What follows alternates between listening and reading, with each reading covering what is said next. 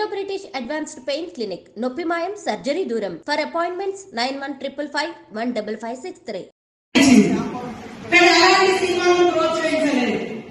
అలాంటి వాళ్ళకి అవార్డు రాలే జేబీఎం సినిమా లాంటి వాటికి.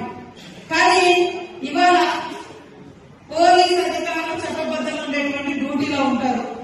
వాళ్ళని బట్టలింపేసి ఒక స్మగ్లర్ పాత్రలో ఒక స్మగ్లర్ పాత్రలో ఉండేటువంటి ఒక స్మగ్లింగ్ చేసేటువంటి హీరోలు పోలీస్ అధికారులను పోలీస్ స్టేషన్లలో బయట బట్టలింపేసి నిలబెట్టి యథేచ్ఛగా స్మగ్లింగ్ చేసేటువంటి సినిమాలకు మాత్రం కేంద్రం నుంచి అవార్డులు వస్తున్నాయి. ఏం చేయాలి? ఇలాంటిదైనా మీరు ప్రోత్సహించేది. ఏ సినిమాను మేము గౌరవిస్తాం. సినిమాలో ఒక ఎంటర్టైన్మెంట్ పబ్లిక్ ఉంటది, కానీ పబ్లిక్ ఎలాంటి మెసేజ్ ఇస్తారు? స్మగ్లర్ హీరోలు అవుతారంట. ఒక అవేర్నెస్ ఇచ్చేటువంటి లాయర్ జీరో అయితే ఎట్లా?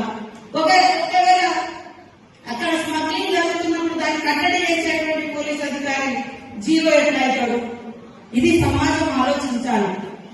కాబట్టి సినిమా యాక్టర్లైనా, సినిమా ప్రొడ్యూసర్స్ అయినా, డైరెక్టర్లైనా ఈ సమాజాన్ని ఒక ఉన్నతమైనటువంటి సన్మార్గంలో తీసుకెళ్లేటువంటి లక్షణాలు, ఇతరుల గురించి తప్పించేటువంటి భావాన్ని, ఇతరులకు హెల్ప్ చేసే భావాన్ని, ఇతరుల గౌరవాన్ని కాపాడే విధంగా సినిమాలు ఇస్తే సమాజం ఇంకా సన్మార్గంలో నడుస్తుంది. అదే మరి వేరే ఆలోచనలతో పోతే, నిన్న ఒక అతనట మహారాష్ట్రలో 2 మర్డర్ కేసులు ఉన్నాయి, తప్పించుకొని తిరుగుతున్నాడు చాలా రోజులు. ఎక్కడ దొరికిందంటే మరి ఈ సినిమా పుష్ప 2 సినిమా చూసుకుంటూ దొరికింది.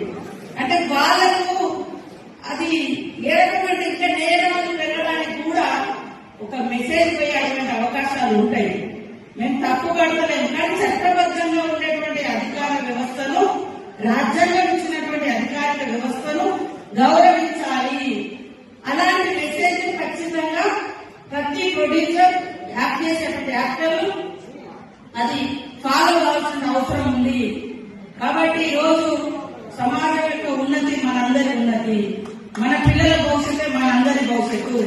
పిల్లల్ని సన్మార్గంలో నడిపించాలి. మరి పాస్టర్లు కూడా అక్కడెక్కడ మీరు బోధన చేసినప్పుడు మీరు చెప్తా ఉంటారు, స్మోకింగ్ బంద్, డ్రింకింగ్ బంద్, ఇవన్నీ చాలా గొప్ప అలవాటు. వాస్తవానికి తాగొద్దు, చుట్టదాలకు హెల్త్ పాడైతుంది, వీరు ప్రాణి తాగొద్దు, ఇవన్నీ ఇట్లాంటి లక్షణాలు చెప్తుంటారు. అట్లనే యువతకు కూడా మీరు ఆ చర్చలకు వచ్చేటువంటి వాళ్లకు ఇలాంటి సన్మార్గమైనటువంటి విద్యార్థులు లాంటి మంచి మానవతా దృక్పథంలో ఉన్నటువంటి లక్షణాలను నేర్పించాలి. అది చర్చలలో జరగాలి, అది మసీదులలో జరగాలి, అది గుళ్లలో జరగాలి, గోపురాలలో జరగాలి. ప్రతి చోట జరిగినప్పుడు ఈ సమాజంలో ఎలాంటి డిస్టర్బెన్స్ లేకుండా స్వేచ్ఛగా మన గడ్డ మీద మనం తలెత్తి